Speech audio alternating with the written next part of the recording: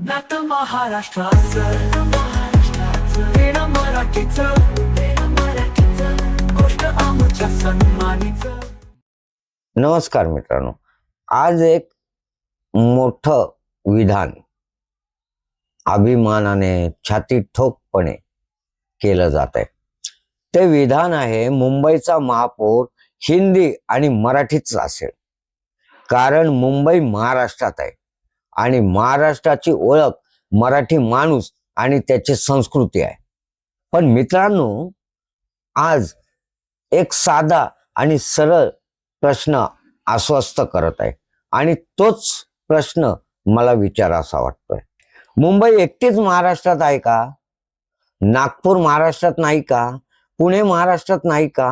नाशिक, औरंगाबाद, अमरावती, सोलापूर, कोल्हापूर आणि मुंबई शेजारील ठाणे आणि डोंबिवली या सगळ्या महानगरपालिका महाराष्ट्रात नाही आहेत का? पाकिस्तानात आहेत का? इथे मराठी बोललं जात नाही का? इथं हिंदू राहत नाही का?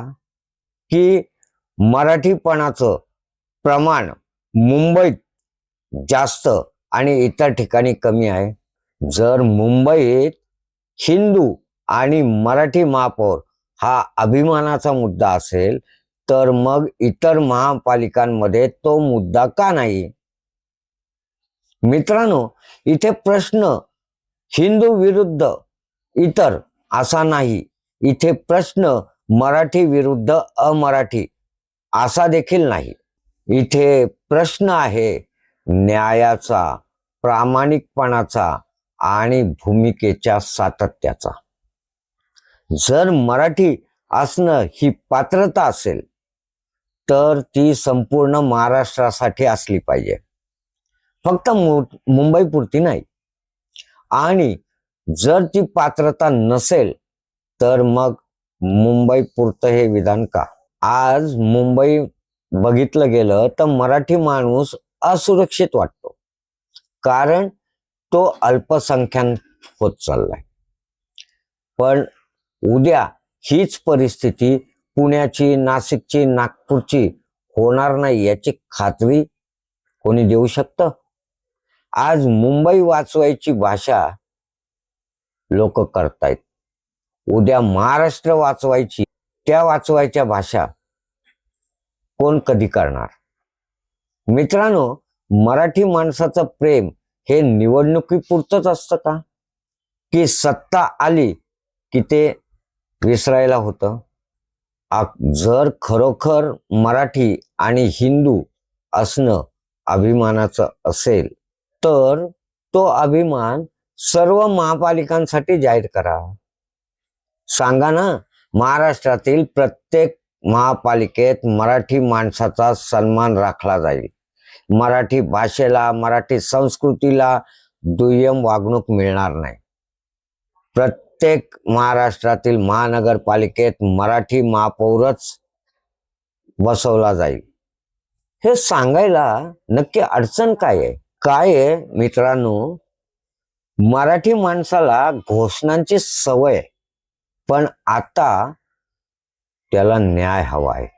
मुंबईत मराठी म्हणाल तर टाळ्या, पण उरलेल्या महाराष्ट्रात शांतता.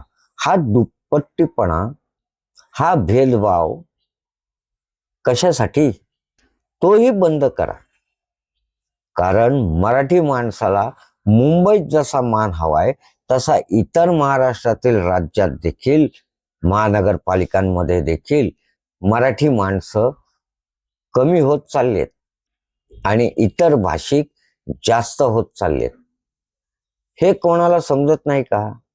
आज ही विसंगती दाखवणं चुकीचं आहे का?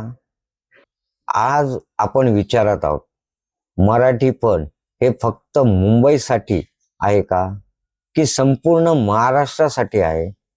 जर उत्तर दुसरं असेल, तर ते कृतीतून दाखवा. जर ते मराठी माणसासाठी असेल, तर ते कृतीतून दाखवा. नाहीतर मराठी माणूस नेहमी शांतच आहे, पण सोबत हेही लक्षात ठेवा की तो विसरभोळा नाही. मित्रांनो, मी मांडलेला मुद्दा आपल्याला जर आवडला असेल तर व्हिडिओला लाईक, शेअर आणि कमेंटमध्ये तुमचं मत नोंदवायला विसरू नका.